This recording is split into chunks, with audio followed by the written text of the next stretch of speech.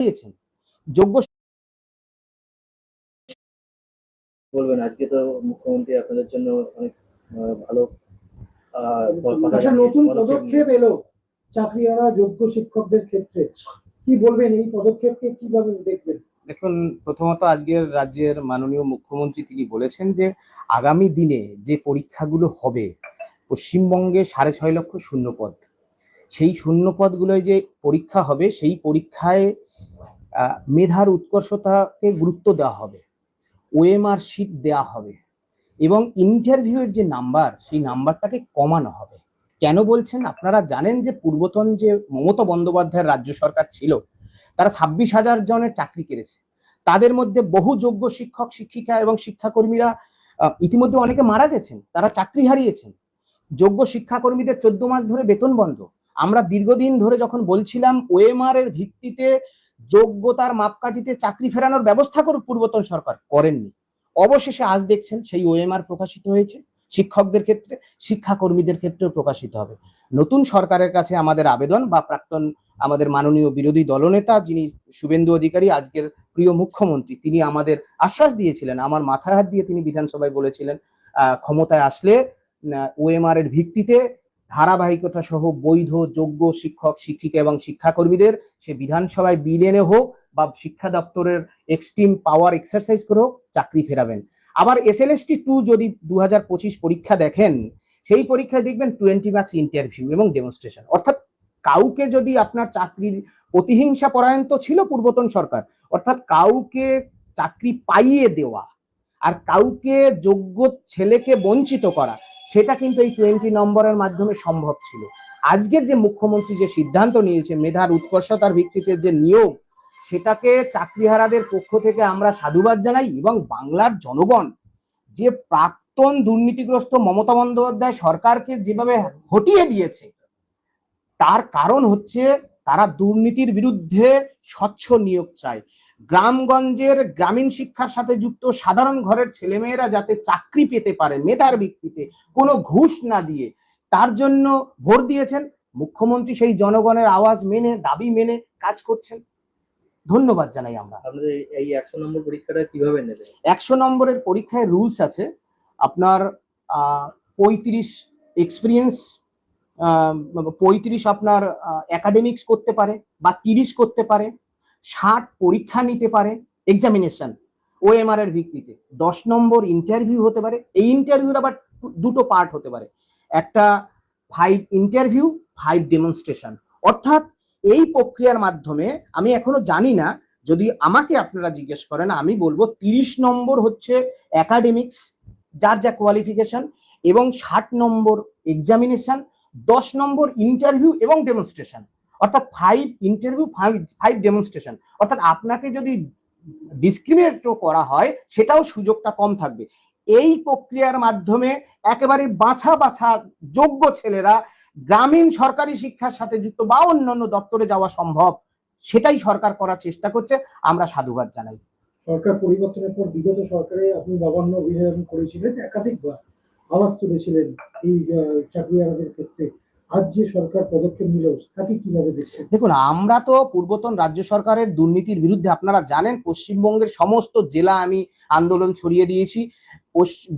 কেন্দ্র মানে কলকাতা জুড়ে সমস্ত রাজপথে প্রায় আমাদের হাঁটা হয়ে গেছে। নবান্ন অভিযান, বিকাশ ভবন, SSC, অনশন আন্দোলন, সোশ্যাল মিডিয়া, যে সর্বত্রভাবে আমরা পূর্বতন দুর্নীতিগ্রস্ত মমতা বন্দ্যোপাধ্যায় সরকারের বিরুদ্ধে আমরা কিন্তু লড়েছি। কারণ এত দুর্নীতি মানা যাচ্ছিল না, অভয়াকাণ্ড মানা যাচ্ছিল না। 26,000-এর চাকরি ভাবতে পারেন, কোনো অপরাধ ছাড়া, শুধুমাত্র তাদের নেতা মন্ত্রীদের আড়াল করার জন্য 26,000 ছেলে মেয়ের চাকরি খেয়েছে মমতা ব্যানার্জি। ওএমআর প্রকাশ করেনি, সেই অধ্যত্বের জবাব দিয়ে পরিবর্তনের সরকার এসেছে। সুতরাং পরিবর্তনের সরকারের প্রতি বাংলার মানুষেরও আশা আছে, আমারও খুব আশা আছে। আমি রাজ্যের মাননীয় মুখ্যমন্ত্রীর প্রতি, শ্রী শুভেন্দু অধিকারী মহাশয়ের প্রতি আমাদের আবেদন, 26,000-এর মধ্যে যারা বৈধ আছে চাকরিহারা, তাদের প্রতিনিধিদের তিনি ভাতৃস্নেহে যেন ডেকে নেন এবং কোন পথে চাকরি ফেরানো সম্ভব বৈধদের, এবং তার আইনজীবী রয়েছে, রাজ্যের অ্যাডভোকেট জেনারেল থাকবে, তাদের আরো শিক্ষামন্ত্রী সবাই থাকবেন। কিন্তু চাকরিহারাদের নিয়ে তিনি যেন অন্তত একটু কনফিডেন্সে নেন, কারণ চাকরিহারারা আজও বিনিদ্র রজনী, আজও দৃষ্টিহীন যোগ্য শিক্ষক ত্রিদীপ রায় থেকে শুরু করে শিক্ষিকা সুপ্রা বিশ্বাস, সুমন বিশ্বাসদের চোখে ঘুম নেই। চাকরি ফেরানোর ব্যবস্থা করুক, আগামী দিনে চাকরি হোক মেধার ভিত্তিতে, এই আশা। আপনারা যে 16-র পরে 25-এ পরীক্ষা দিলেন, সেই পরীক্ষাটা তাহলে কি হবে? সেই পরীক্ষার ভবিষ্যৎ কি হবে সরকার ডিসাইড করবে, কোর্ট ডিসাইড করবে। কারণ এসএসসি 2016 সালের মামলার পরিপ্রেক্ষিতে সুপ্রিম কোর্টের যে ফ্রেশ সিলেকশন বলা ছিল অ্যাফোরসেট পোস্ট, সেই পোস্টে পরীক্ষা বা ফ্রেশ সিলেকশন হয়নি। আমার কথা নয়, পশ্চিমবঙ্গের বিশিষ্ট আইনজীবী, বিশিষ্ট আইনজ্ঞ, বিচারপতিদের আপনারা মতামত নিন, মুখ্যমন্ত্রীর মতামত নিন, যিনি শিক্ষামন্ত্রী হবে তার মতামত নিন। সুতরাং সেই পরীক্ষার কি ভবিষ্যৎ হবে সরকার সিদ্ধান্ত নেবে, কোর্ট নেবে। হোয়ারাজ এসএসসি 2016 সাল ওএমআর প্রকাশিত হয়েছে, সরকার যদি মনে করে on the basis CBI inquiry হয়েছিল কোর্ট মনিটরিং, এই ওএমআর এর ভিত্তিতে কারা কারা যোগ্য আছে টেন্টেটার আউট, তাদের নিয়ে একটা তালিকা প্রস্তুত করে বিধানসভায় বিল আনবে যে আমার সরকার, পূর্বতন সরকার পাপ করে গেছে, জনস্বার্থে, গ্রামীণ শিক্ষার স্বার্থে, জীবন জীবিকা রক্ষার স্বার্থে, সংবিধান রক্ষার স্বার্থে আমার সরকার সেই পূর্বতন সরকারের দুর্নীতির বিরুদ্ধে এই চাকরিগুলো ফিরিয়ে এদের জীবন বাঁচাবে। সেটা সুপ্রিম কোর্ট মানবে। আইনটা মানুষের জন্য, আইন মানুষের জন্য। সুতরাং সুপ্রিম কোর্ট সেটা ভাববে। এই কথা বিরোধী দলনেতা, প্রাক্তন বিরোধী দলনেতা, আজকের আমাদের প্রিয় মাননীয় মুখ্যমন্ত্রীরও কথা আপনারা জিজ্ঞেস করবেন। সুতরাং আমরা মনে করি 16 সালের চাকরি ফিরে যাক, সরকার সিদ্ধান্ত নিক।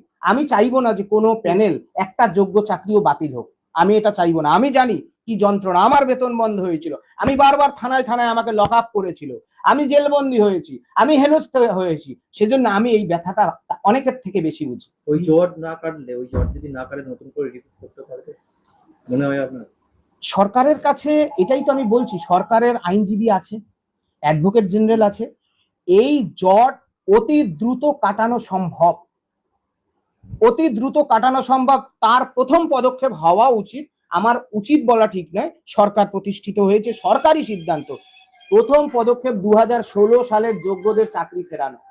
ওএমআর প্রকাশিত হয়েছে, শিক্ষাকর্মীদের ওএমআরটা প্রকাশিত, 16 সাল ফিরে যাক। এই পরীক্ষার কি ভবিষ্যৎ হবে কোর্ট সিদ্ধান্ত নেবে। সরকার সবে প্রতিষ্ঠিত হয়েছে, সরকার যদি চায় যোগ্যতার ভিত্তিতে নিয়োগ হবে, সেটা হবে। যারা 5 লক্ষ পরীক্ষা দিল 2025-এ, 5 লক্ষ যারা পরীক্ষা দিল 2025-এ, তাদের ভবিষ্যৎ কি হবে? তাদের ভবিষ্যৎ কোর্ট বলবে, আমি বলার কি। সরকার প্রতিষ্ঠিত হয়েছে। পরীক্ষায় যে প্রশ্নপত্রগুলো কি মাতৃভাষায় করা হোক? অবশ্যই যে কোনো প্রশ্নপত্র মাতৃভাষায় হওয়া উচিত, তারপরে ইংরেজি ভাষায় হোক, হিন্দি ভাষায় হোক, অবশ্যই মাতৃভাষায় হওয়া উচিত। এবং সরকারের প্রতি আমাদের এই আশা থাকবে যে প্রশ্নপত্র যাতে ফাঁস না হয়, মেধার ভিত্তিতে প্রশ্ন হাজার কঠিন হোক, কিন্তু একটা কাকপক্ষীয় যেন মেধা ছাড়া দুর্নীতির মাধ্যমে শিক্ষক নিয়োগ বা অন্যান্য দপ্তরে না যেতে পারে। কারণ গ্রামীণ শিক্ষাকে ধ্বংস করেছে, আপনারা তো দেখছেন 1806 জন শিক্ষকদের ক্ষেত্রে 3512 জন শিক্ষাকর্মী। এরা কি করেছে? এরা তৃণমূলের ক্যাডার হয়েছিল, এরা শিক্ষা ব্যবস্থা ভেঙেছিল, অবশ্যই এরা ভেঙেছিল। কারণ যে দুর্নীতি, যে ঘুষ নেয় আর যে ঘুষ দেয়, দুজনই সম অপরাধী। আমরা মাননীয় মুখ্যমন্ত্রীর প্রতি আমাদের আবেদন যে আমাদের ভাতৃস্নেহে তিনি যেন ডেকে নেন, নবান্নে একটা বৈঠকের আয়োজন করেন, এবং আমরা অতি শীঘ্রই আমরা আগামী সোম মঙ্গলবার চেষ্টা করছি রাজ্যের মাননীয় মুখ্যমন্ত্রীর সাথে আমরা সাক্ষাৎ করার, এবং সেটা হতে পারে। আমরা আশায় আছি, কারণ আমরা তো নিরাশায় নেই। এই সরকার আমাদের, এই সরকার আমরা এনেছি। আমাদের মতো চাকরিহারাদের রক্তের বিনিময়ে, আমাদের মতো চাকরিহারাদের ঘাম শুকিয়ে জামা আবার ভিজেছে, তাই সেই সব আন্দোলনের বিনিময়ে পরিবর্তনের জনগণের সরকার প্রতিষ্ঠিত হয়েছে। এই সরকার আমাদের।